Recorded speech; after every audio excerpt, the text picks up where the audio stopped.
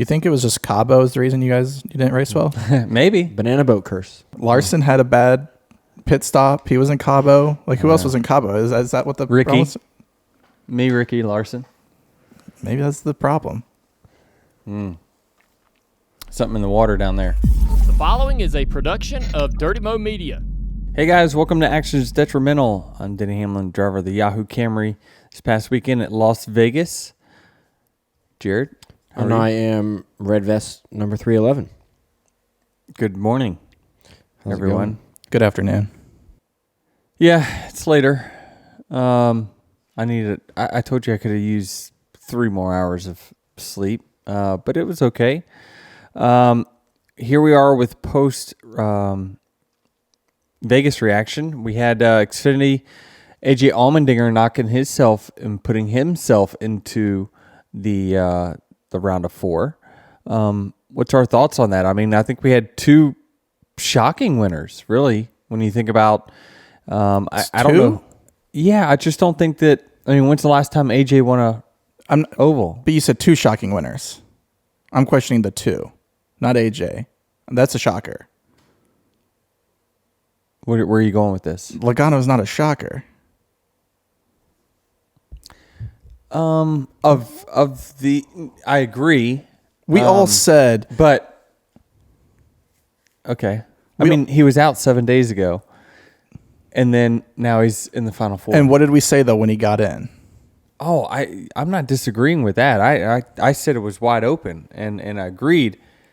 But it's, the way the race was playing out, he's going to have a okay day. I thought he was kind of falling back there a little bit towards the back half of the top 10, and maybe even outside of it slightly. But you think Logano was. I mean, I know any of these guys winning. I think you're it's correct. not a shocker, but it's of the contenders that are still alive. I would say, Logano and Allmendinger are not the 2 that you thought would punch their ticket to the Final 4 first. I would say the way the race is playing out, it's shocking that he was able to win because you didn't see the fuel saving coming. But coming into it, if you said that you're going to be shocked that he'd win one of these races, that's like everyone on Twitter is like, "Oh, I called this." I'm like, it's not a hot take to say Logano was going to win. Like, I don't know what the odds to win were, but I would say he probably had the longest odds to win. His odds were plus 1,800. Oh, way to be right there with the. Well, yeah. Well, you guys are going back and forth on if this was a shocking win, and I don't think it's shocking, but it's certainly surprising. Yeah, considering the last 10 weeks of the season. It is surprising if you're 18-1, right, Trav? I mean, you do a betting show. I mean, I don't think people had him winning. I'm just talking about he's a 2-time champion. Like, you can't be shocked that he's gonna. I don't disagree with that. That's my point. It's just he had the same odds to win this race as Kyle Busch, and I would have never bet on Kyle Busch to win this race. And he's a multi-time champion. But Allmendinger, yes. Yeah. So, yeah, I mean, I think Allmendinger, the ovals, I mean, of the 8 that were left, I would have put him probably 6th strongest on, team driver, everything kind of right there, speed-wise on these ovals, but they found a way to get it done, and now they're going to race for a championship. So it's crazy how this format can lend itself to just, you get a win, and all of a sudden you're moving on, and now it's the stakes are big for a championship. Yeah, I asked you last night if you believed in momentum and whatnot on the ride home, and whether you do or don't, this format doesn't reward momentum. It just rewards being in the right place at the right time on the right day. Yep.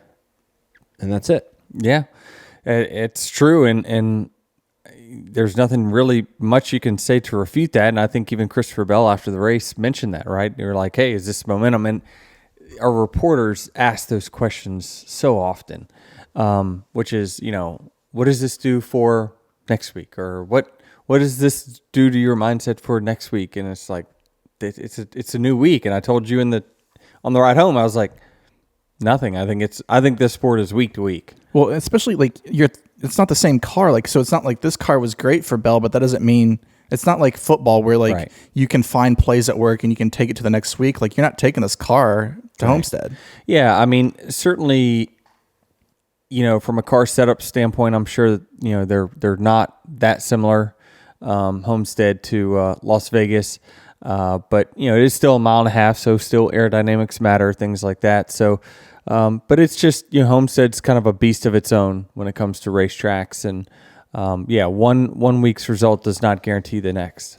Yeah, if you're Christopher Bell, I feel like you just have to be sick to your stomach, because while you are plus a lot of points to the good, Tyler Reddick could go win next week in Homestead. Chase Elliott could win at Martinsville, and then you're, a handful of points separated from Kyle Larson for that last points position. So just because you finish second and are plus 40 something, you're by no means locked into the championship four.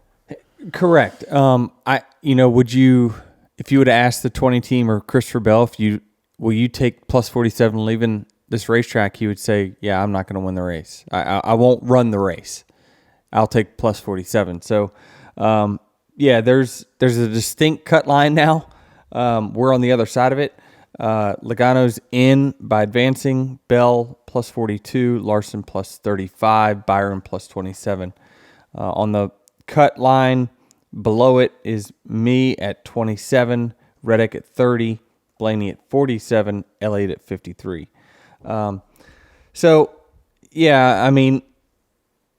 If you want to talk about must win, it's probably going to be Chase Elliott and Ryan Blaney. And if you're going to talk about must run top three in every stage and the race for the next 2 weeks, it's me and Reddick. That's you.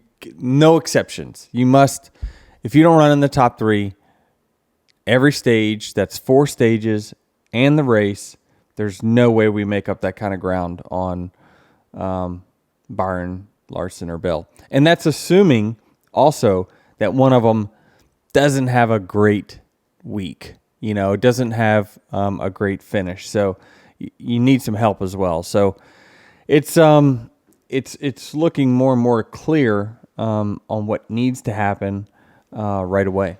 I would argue that your mindset just has to be, we need to go win. It's probably more difficult to run top 3 in every stage for the next 2 weeks than it is to just go win one of these next 2 races. Well, the one thing about Homestead is it's not an alternate strategy type of race. So you're going to come in and take 4 tires every time you come to pit road. So that is a track where you could, if you're up front and dominating, you could just stay there all day long. So it's possible there. Martinsville, you definitely do get some varying strategy there because, I was going to say because there was no tire wear, but we have a new tire there that's going to change everything. So that's going to be exciting to see how that race plays out. So I think, I think it can happen at Homestead, and the big question mark is Martinsville. How are you looking at this now that you've slept on it and are looking at your points position? Yeah, I'm just kind of disappointed in our playoffs, certainly. It hasn't been clean by any means, especially at the racetracks where we know that we got a chance to contend. It's just been a rough go at it for us. Kansas and Vegas, 2 races, you only get so many of these normal style, cookie cutter racetracks that we've got in our playoff schedule. And we've had one of them that, which is Bristol, and our pit crew was, great there. And we had a flawless day. We ran up front, stayed up there throughout the stages and got a great finish. But besides that, it's just been a really tough go at it. We've had crashes. We've had all kinds of things throughout this playoffs. And I told you it on the way home. I says, I frankly, I'm amazed we're still in it. I'm amazed we're still part of the playoffs. So it just has not gone well. Well, that's why I asked about momentum, not necessarily, do you need momentum each week to win, but just, do you let any doubt creep in that says, we haven't looked like we had a winning car the last 10 weeks. What makes me think that we're going to have a winning car the next 2 weeks? I don't know. I know this team. I know what I'm capable of, and so I always have new optimism. And yeah, I'm certainly down about the results. They just haven't been good. Our standards are really, really high, right? And when you look at the racetracks, Kansas and Vegas that, had just horrible days on pit road, and we still clawed our way back to finish 8th, right? We found a way to get a good finish out of them. Bristol, we finished, P4. So it was like, we're just not leading laps. We're not, doing the things that we were doing, throughout the summer months. And so, we just got to get back on the horse. And certainly this thing has ebbs and flows, but we are yet to put it all together, completely together for sure. What goes into, I asked you this again last night on the way home, is you qualified well, practiced well on Saturday, and then come Sunday, and before the race, you were telling fans at Q&As, well, we typically don't qualify well here, and then we race well, and we qualified well, so I guess that's probably a good sign. How does it change? How does it go from good stuff on Saturday to not as good stuff on Sunday, disregarding the pits and all that? Man, I can't emphasize to you enough how much track position matters, and I found that out firsthand, and certainly I think I came on into the pits 5th. Under that green flag stop, it was me, Logano, and Larson all kind of right next to each other. We come in, and then I came out, I don't know, in the teens. It was I was back there. And then all of a sudden, this is what happens with dirty air, right? And the air just keeps getting dirtier the further back you go. These cars, NASCAR 101 here, they want clean air. And what we call clean air all the time is essentially no cars in front of you. So these cars really rely on the air pushing down on the car and getting underneath the car to create downforce. That's what pushes, this is your race car here. Those watching on YouTube, the air's coming into it and it's pushing down the car, and that's what's creating the grip.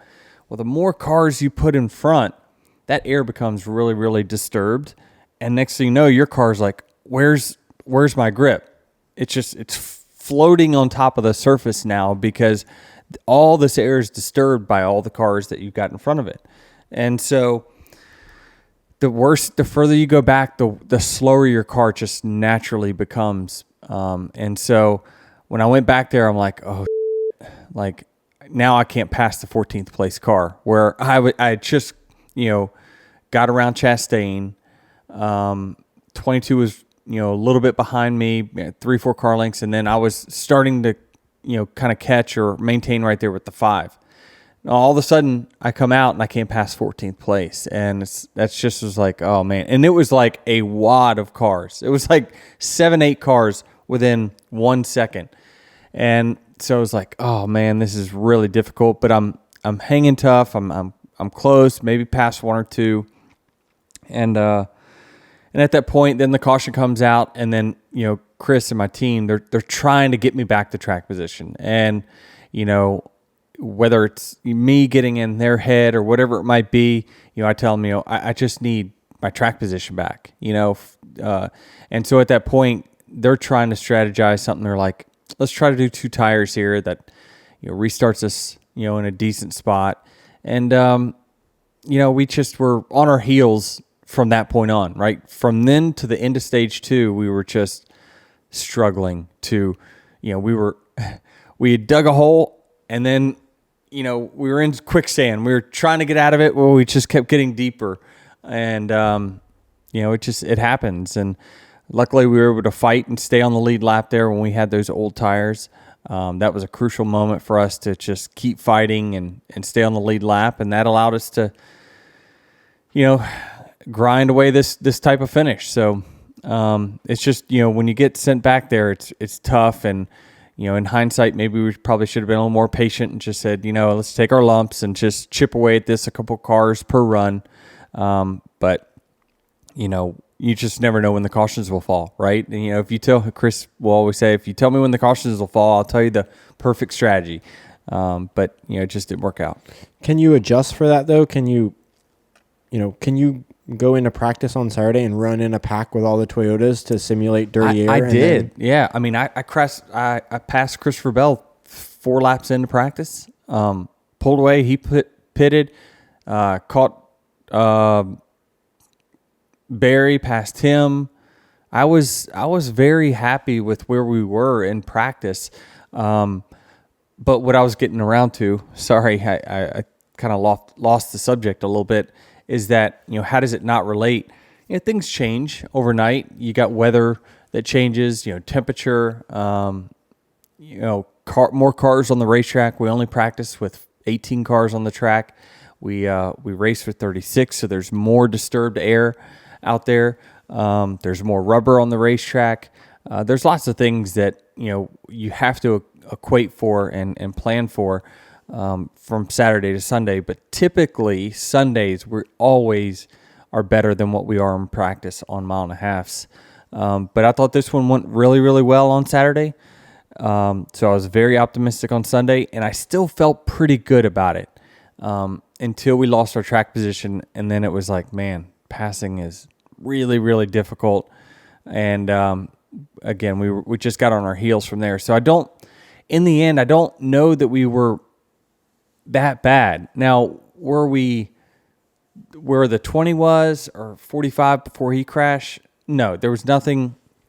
Those guys pulled away early in the race, and I had nothing for them. But it's tough to say, given we fought track position all race, to really analyze the car and say, what do we have, an 8th place car? Do we have a 2nd, 3rd place car? It's really hard to say, just simply because of the track position. Chris Gabehart made the call to take 2 tires. Was this in stage 2, Travis? Stage 1? This was in stage.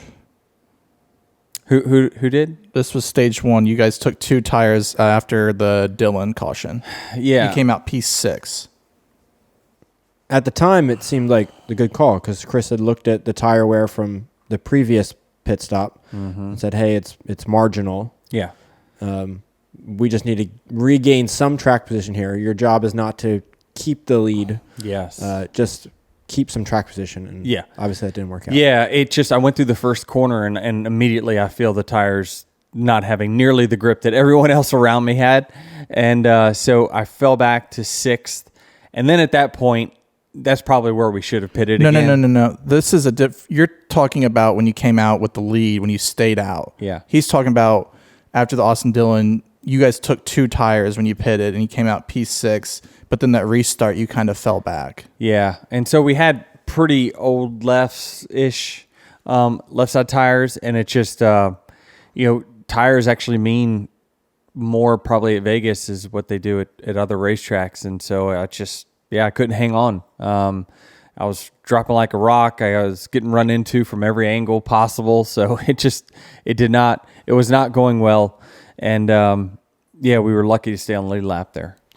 What's the difference between 2 and 4 tires? Well, it's, while wear might be small, it's a temperature, surface temperature thing. So you're naturally not going to have as much grip as others because of the temps, and the tires want to be colder. So when you put on sticker tires and you put 4 of them on, they're going to have more grip naturally, even though the wear might not be that significant. So I just got 8 and up really quick there. So the 19 also took 2, but Truex started out first. Yeah. So is the difference the clean air then is why he was able to kind of hold on? Yeah, and he had a little buffer. I think there was a few of us that had 4 tires. So when he was racing around others with the same tires as him, where I was the last car on that. So everyone with 4 tires is behind me. They're looking to split me. They're looking to just, let's get rid of this guy. He's in the way. And so Truex has got a little buffer there, and you only need about a lap and a half for them to start to equal out. But that lap and a half is big. Well, it sounds like then the odds were never that good that you were going to hang on. If you're the last car on 2 tires. Well, I mean, if we, if we knew that was going to be the case, then maybe we do something different. But you you never know. Do people behind you then stay out? Then it gives you a buffer. I mean, there's all kinds of different scenarios. I was behind the calls that we made. I just thought that, they just didn't work out. But it's, I didn't think that there was anything alarming on my end that thought was wrong. Hey, NFL fans, the NFL season is in full swing, and FanDuel, America's #1 sportsbook, has you covered. When you're locked in and have a hunch on a game that's underway, head over to FanDuel to make a live bet. You can check on the latest stats, view live play-by-play, and so much more on the same page where you place your bets. You'll get started with $200 in bonus bets guaranteed when you place your first $5 bet. That's FanDuel.com/Denny. Never waste a hunch and make every moment more with FanDuel, an official sportsbook partner of the NFL. 21 and older and present in North Carolina. First online real money wager only. $5 first deposit required. Bonus issued as non-withdrawable bonus bets which expire 7 days after receipt. Restrictions apply. See terms at sportsbook.fanduel.com. Gambling problem? Call 877-718-5543 or visit morethanagame.nc.gov. Your pit stops on pit road were slow. Jeff Gluck had mentioned in the teardown that you were getting into the box short. How much does that affect the choreography of a perfect When pit I have stop? a bad day, I hate talking about our day all the time. I replay my day constantly from when the race ended to now. And it's like, what could I have done? What do I need? All that. And then I got to come in here and talk about it. But okay, what's your other question? Pit stops and stopping short in a box and how it affects perfect choreography. It does. That, when you don't stop on the sign, typically what happens is the timing gets off for the pit crew because they're kind of scheduled. The way they run around the car, they start to go to their knees as the car's stopping, and if you stop short, they kind of gotta shimmy over one way or another. So, that was under yellow, I believe. Yeah, it was under yellow. I missed hitting the sign on that one, but that's where we had the left rear tire loose wheel.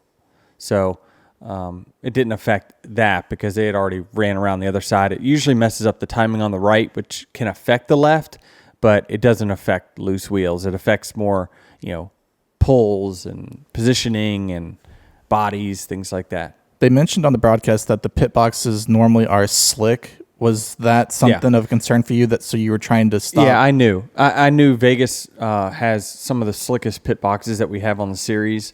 I never want to overslide the line. But, if anything, it's, I try to be more safe than sorry. And we've been messing around with some different stuff, and I just feel like, I don't know, I gotta just go back to the way I was doing things. You mentioned that you replay this over and over. How long does it take for you to kind of flush it out? Or are you still, until you're getting in the car the next week, are you still replaying things like that? I would say, probably Monday, Tuesday, and then you kind of turn the page. Your focus really starts to go on to the next racetrack, and then, what do you got to do better there? A few other guys that did not have the best days that you had a front row seat for: Tyler Reddick, Chase Elliott, Ryan Blaney. What did you see in this Tyler Reddick, Chase Elliott incident? Could you see that happening? Yeah. Exiting for? Yeah, you could see it brewing. You had the 19 and the 9 kind of mid racetrack, and then 19, the spotter Drew was probably telling him he was only, one car outside. Well, the problem with that is Tyler Reddick was coming on the top side, on the very top side. So you got to kind of plan for that. But in these next gen cars, you can't just turn left and say, okay, you don't have that excess grip. We're all taking these cars to the limit of the grip. So the 19's using all the racetrack, and he's getting closer and closer to the 9. And as these cars get close to each other, and we've seen these aero situations, boom, they take a hard right, right? Because it takes the downforce off of each car, really biases towards tighter, and so it forces them up the track naturally. Well, the 45 is coming with this huge run, and doesn't get to the outside of the 9 until late in the corner, and by then the 9, he wanted to back out. Chase was like, he saw this coming, I bet you 3 seconds before it happened, and so he tried to back out, but it was just too late. And so, I mean, looking at it, I thought that it was probably a little bit too aggressive on Tyler's part at that point of the race. I understand, he's trying to get he's trying to have one of these big days, right? And he's clearly got a car that can win. He doesn't want to get trapped back in traffic. But it just seemed like you were really asking a lot from your competitors down low to leave a lane really late on the exit of the corner, and they didn't. And I thought that the blame probably goes. 1A is the 45, 1B is the 19. The 9 had nothing to do with any of it. Like, he was just an innocent bystander in the middle who held his lane, saw it coming, tried to back out, and it was too late. Is there room for Reddick to back out of the gas there and keep himself out of that incident? Yeah. When he's come with that run, or is it just like you're committed at that point? It just, a rule of thumb I've found is that if you want to make a move 3 wide high, you need to get established 3 wide, probably at least by 3/4 of the way through the corner. That allows time for the spotters to tell the 19 and the 9, hey, you're now 3 wide. That means that, so because we've already started gassing up halfway through the corner, or really probably at the 40% corner mark of the corner, we're already accelerating. We're wide open. We're trying to accelerate off the corner. So to ask us to change direction that late in the corner, there's just no opportunity to do that. And it's also too late to lift. So typically on 1.5 miles, if you're going to get 3 wide, you need to get there sooner than later, because if you try to just put your nose up there late, there's just not enough time for redirection. When the spotter would come over the radio and say 3 wide, what does that mean to the driver? Like, what does that register in your brain in that situation? At that point, if I'm on the bottom and my spotter tells me I'm 2 wide with the 9, but he'll usually tell me, but the 45 is coming with a run up top. That's giving me, he wouldn't say outside. He would say 45 is coming with a run up top. That tells me my responsibility of being the bottom car, and that is, okay, when I'm looking at the lanes and I say, all right, I need to make sure that I leave 2 lanes, because if he says he's coming, he's going to be there at some point. And so it's my responsibility to keep my car a little bit lower on the exit. That leaves room for the 9 and the 45. But again, it just, the 45 got there just so late. It was going to be hard for anyone to change. Is this just a little bit of an experience of Reddick in that, knowing you got your 10 stage points, you don't need to force the issue right now, or what do you chalk this up to? Or just racing? Well, I mean, that's what Tyler is, and that's what he's so good at, is being fast and on the gas. And so I caution a little bit. Every situation you need to live and learn, and you need to evaluate and say, what could I do better? Let's put the big picture in play. But also, you don't want to temper or pull back the reins too much, because then you get too conservative. And so it's just a balance that, you live and you learn, and certainly playoff experience, it'll, these things, you'll remind yourself of these things when they come up in the future. Yeah, Steve Letarte had said on the broadcast that if you're not at least attempting or trying to make those moves and pass those 2 cars at that time, that you're not going to pass many cars in general. Like, if the opportunity is there, you need to take it. Unless you think your car is really elite and you got plenty of time in that day to get there, right? This is a race to the checkered flag, and the checkered flag falls long time. There was plenty of time between that move and the checkered flag, so it's about a timing thing. Can you get to the lead by lap 270 something? Yeah, the answer is yes, right? I mean, these guys were going backwards on old tires. So, but, I don't really fault any of the moves. I just thought that it was, it was risky and certainly, ended up in a bad spot. Christopher Bell had I guess the best car after everyone else knocked themselves out. But Joey Logano makes a strategy call at the end of the race to stay out and preserve his fuel, and ultimately that pays off and locks him into the championship 4. Yeah, I mean, if you're Bell, it's you really got to be proud of the effort that yourself and the team put together this weekend. They were top notch, qualified P1, which you're always like, when Bell qualifies P1, it doesn't not like holy shit, he's going to go dominate this race, because he qualifies P1 a lot, and I forget the stat that I saw online that P1 starters is not won in quite some time, but he was about to change that today. They stayed up front. It looked like his car was really, really good. They were on it, really had no contenders to challenge him, certainly after Reddick, got in the crash. But there was an opportunity, and we knew when that caution fell right before the fuel window, we knew that it's going to be tight for someone, and someone's going to try this. And certainly, the 22 teams and typically the Fords themselves get pretty good fuel mileage, so they were going to be the first ones that try to make it happen. And truthfully, the 22 is in a all or nothing situation. Like, while he still had a good day, I think in stage 1 he got 3 points. Stage 2, I'm not sure. He was like +7 at the time of that decision.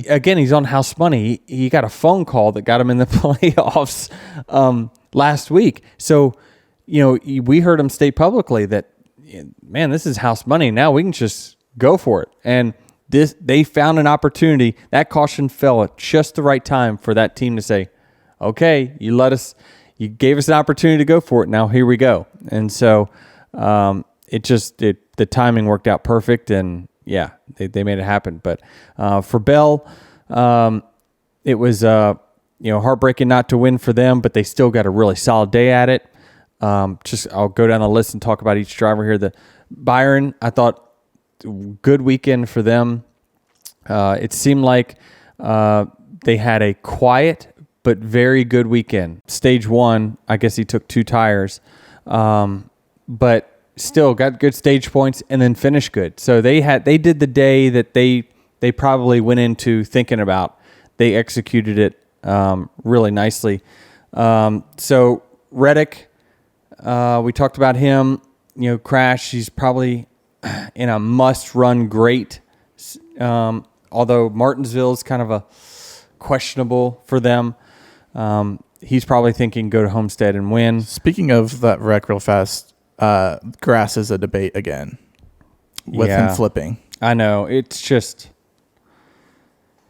unfortunate, and certainly we don't have really any kind of standard of consistency when it comes to the grass and the infield and what we have on 1.5 miles. I'm not even sure. Someone mentioned to me that the Legends cars have not even run that track in the last 10 years. Because it's the Legends cars track or Bandoleros or whatever that run on the infield there. But they said they haven't run there in 10 years. So why is it still a track there? I mean, I don't know. Maybe it might be a question for SMI, but I don't know if they run something else there or just, hey, it costs money to dig this up and we don't want to plant grass. I'm not really sure. But I just wish we had something, more consistency or something, some sort of, here's an infield, here's the standard in which we want the infields. I certainly think that the grass was low compared to, we have some tracks where it's definitely higher. But Michigan was one where, you go through the grass there, you're going to just destroy and it definitely can grab the car. Charlotte's the best by far. They've got AstroTurf there. It's the smoothest. You can run through it. It's the easiest to maintain, but it's the most expensive to initially put in there. But certainly the grass was a destroyer of cars and certainly caused this one to flip. So if we're so hell-bent on these cars not flipping because we think that that's a problem, what are they going to do about Las Vegas? Right? I mean, it's if the other issues were a car problem, this is a track problem. So are we going to fix the track problem? Shark fins on the track? Yep. Right through the front straightaway with a jump and some fire. We can really do. If you just put a wall on the inside of the track as well, then the grass is irrelevant. Right. Then we could just ping pong off the walls and demolition derby them. Nice. It's where we're heading. All right. I'm going to try to touch on all the other guys here. Chase Elliott, we talked about his points position. He's in the cellar.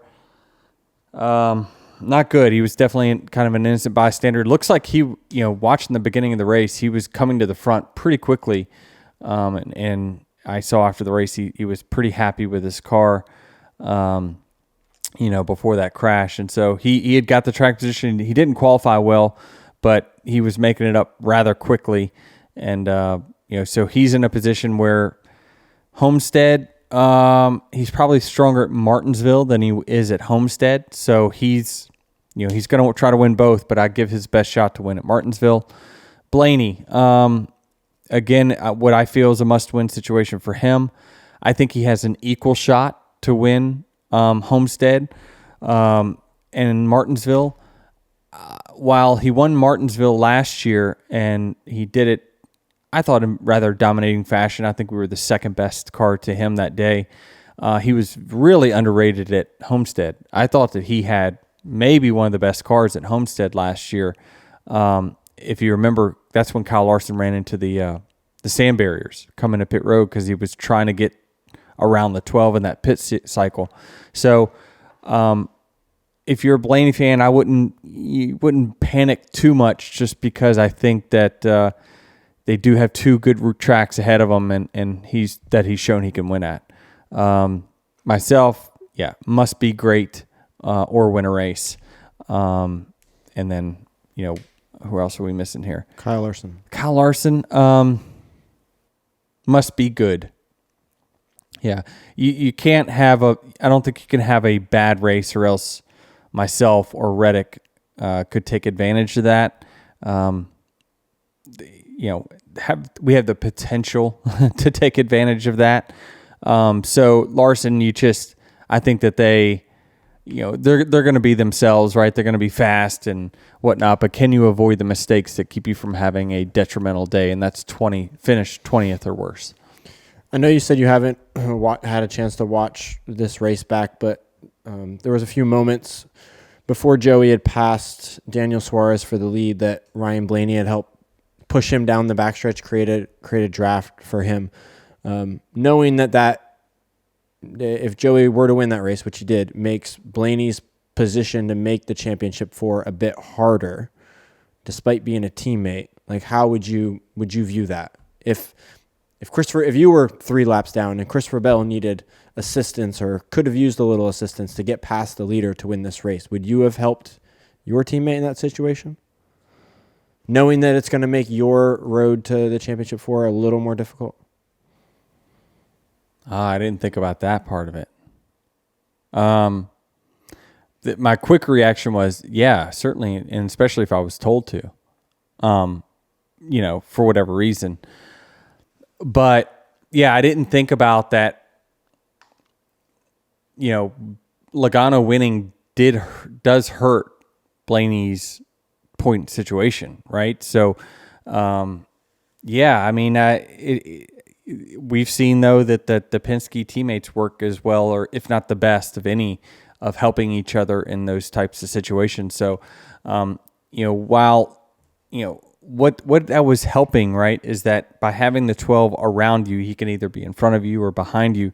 He's helped pushing you down the straightaway. Even if he's not physically pushing, it's taking drag off of your car, which allows it to go faster down the straightaway with you having to run less throttle, which is why you see at super speedway races, the guys that can save the most fuel are mid-pack or tail of the pack. because all that air gets disturbed. And so you can run just as fast down the straightaway at 50% throttle, say.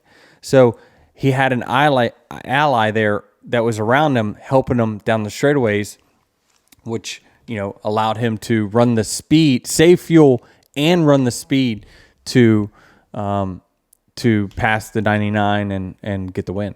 What makes the Ford so good at saving fuel in the first place? Well, they have less drag. They have less drag than all the other cars, which is why they qualify so well at super speedways.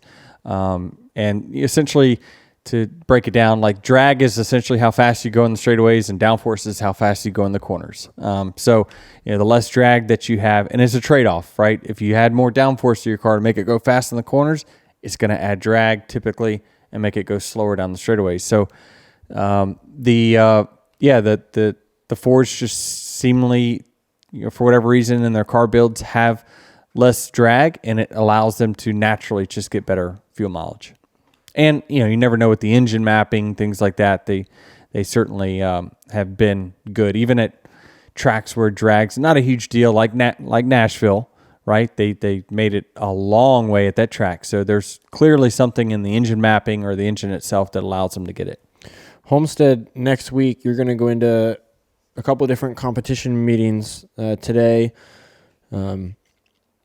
What are you going to look at? Are you going to look at data from last year? Are you going to look at data from similar tracks? How are you going to create a baseline setup for Homestead without having any prior experience there this season? Yeah, you just really rely on notes from last time you were there, and then you kind of create offsets from what has progressed in your cars and your setups from a year ago. And then you put it all on a sheet of paper, and you try to put this Lego piece together in the correct way. And so, you do sim work, things like that. You just trust the process, and when you go there, you hope that you've hit it. What do you think the percentage is of times where you hit it and times where you don't? Like, is there like a 80%? We're gonna get this right when we get there, or like? I feel like with the 11 car, typically, are there races where we fight chronic handling problems? Yes, but it's a low percentage. I would say, we're probably in that 80%. That's probably a good number on where I feel like we're just a tweak or two away. One more, in-stop adjustment from being, capable of running fastest lap times. So, but there's sometimes that we don't, and then we got to go back to the drawing board and say, okay, well, why did our tools tell us that this was the avenue to go down, but it didn't work out? And so that's just part of our personal process that I will not sit here and tell you via live. Anything else we want to touch on, Travis? Do you think it was just Cabo is the reason you didn't race well? Maybe. Banana boat curse. Because Did you guys get on a banana boat? No. Larson had a bad pit stop. He was in Cabo. Like, who else was in Cabo? Is that what the Ricky? problem was? Me, Ricky, Larson. Maybe that's the problem. Something in the water down there. I don't know. What did Ricky do? Anybody know? I don't think I saw Ricky all day. You did, because he passed you at one point. Well, yeah, when I was. You put an anchor on your car. Yeah. He finished 27th, so you could put you could add the curse to him as well. Yeah. I want to turn the page, focus on Homestead, and figure out what I need to do to win that race. So, all right. Well, that's kind of all I got. You got a review? I got a review here from Half a Fan. Great name. Hey all, I just want to say I'm a big supporter of the podcast and a fan of Denny as he gets great insights into the sport as a driver and an owner. However, I hate Denny as a driver and still hope the round of 8 leads to a happy Christmas and a merry offseason. Go Nice. Hendrick Motorsports. Nice little Chase Elliott quote there. Yeah, what do you say? Hope they have a happy Christmas and a merry off season. Yeah, it's a Harvick. That was the Harvick thing, right? Mm-hmm. Yeah. Well, I appreciate Half a Fan for the review. Making sure you keep listening every week. Let's try to go get a good win here at Homestead. We've done it before. Let's do it again. Got to turn the page, fellas. We got to turn the page. Vegas is behind us. We're moving on. Was Vegas good for you outside of racing? It started out really good. Really, really good. And then I went to another hotel. A friend was there. And so I gambled there and lost everything that I gained at the hotel I was staying at. So I ended up net wash. You should have known better. Can't leave. I know. Oh, well. That's Vegas for you. Yep. All right. We'll see y'all next week.